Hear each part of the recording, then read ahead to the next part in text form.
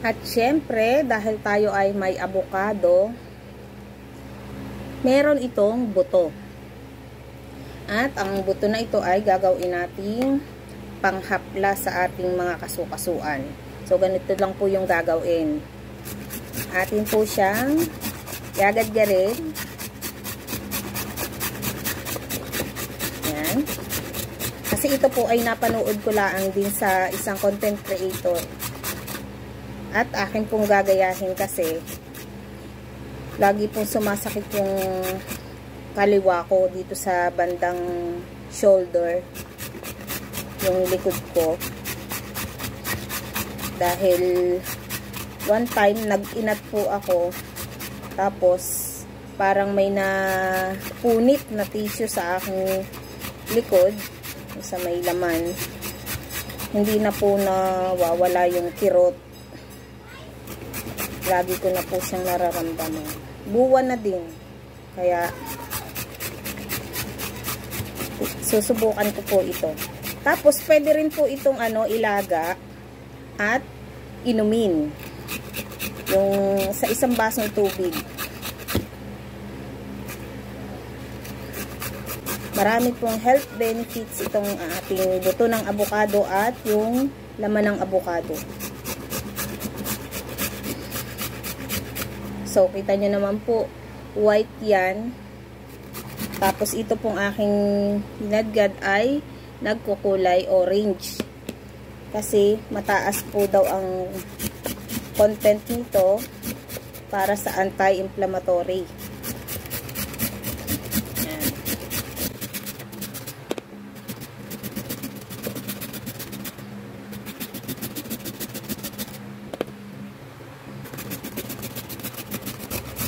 Sama na po yung pinakabalat nito ng buto. Kasama ko ng niyad-yad.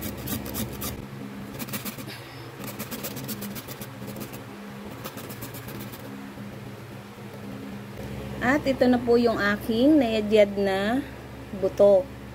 Yan. Nagkulay orange na siya.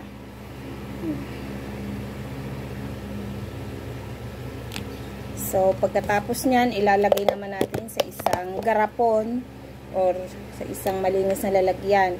Dito ko muna ilalagay kasi wala na akong garapon. Naubusan na ako ng garapon.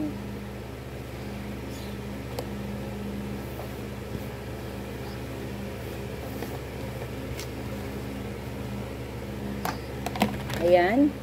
Nalagay na natin. Tapos, kumuha naman tayo ng alcohol. At lalagyan naman po natin ng alcohol. Yan. Ile-level po natin yung alcohol dito po sa ating hinadjad na avocado.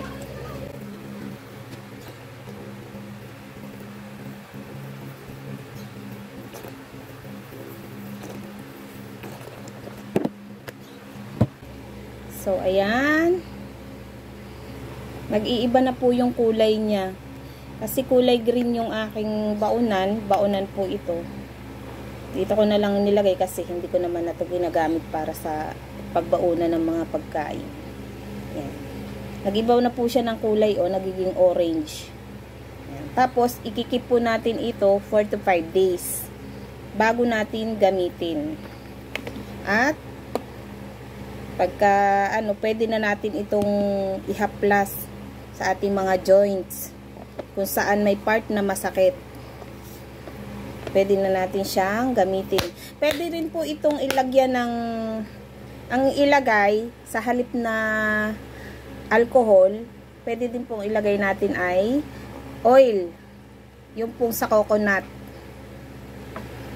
Yan po ang gagamitin. And then, samahan po natin ng luya. Kasi ang luya ay isa rin pong anti-inflammatory. Yan. Para sa may mga sakit-sakit sa kasukasuan, pwede po ito. Try nyo din po kasi ako, susubukan ko. Kapag ka-effective, gagawin ko na po siya lagi. At yung aking ibang mga buto dito, katulad nito, kasi marami po akong buto na stock na dito, iyan. Ilalaga ko naman po siya at aking iinumin. Yan. Health is wealth. Kailangan po nating alagaan ang ating kalusugan. Thank you for watching, guys. Bye-bye.